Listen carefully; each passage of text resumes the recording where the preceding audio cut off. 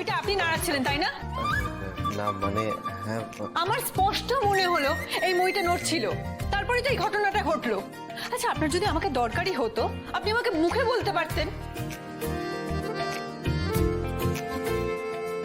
ও বুঝেছি, লাইব্রেরিতে জোরে কথা বলা বারণ, সেই জন্য আপনি মইটা নাড়ালেন তাই তো?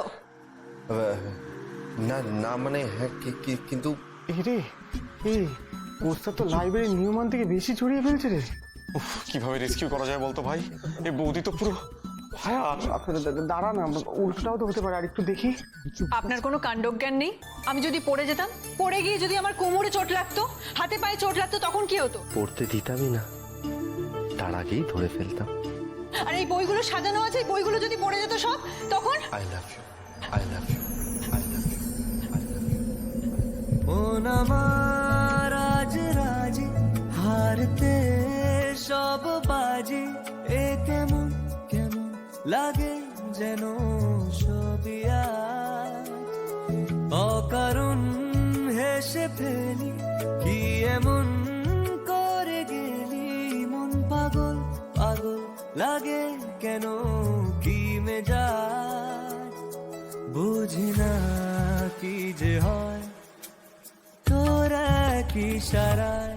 মন আমার মানে না মানে না মানে না কিছুই তোকে ছাড়া। হোয়াট? কি বললেন? I love you. মন আমার মানে না মানে না মানে না কিছুই তোকে ছাড়া।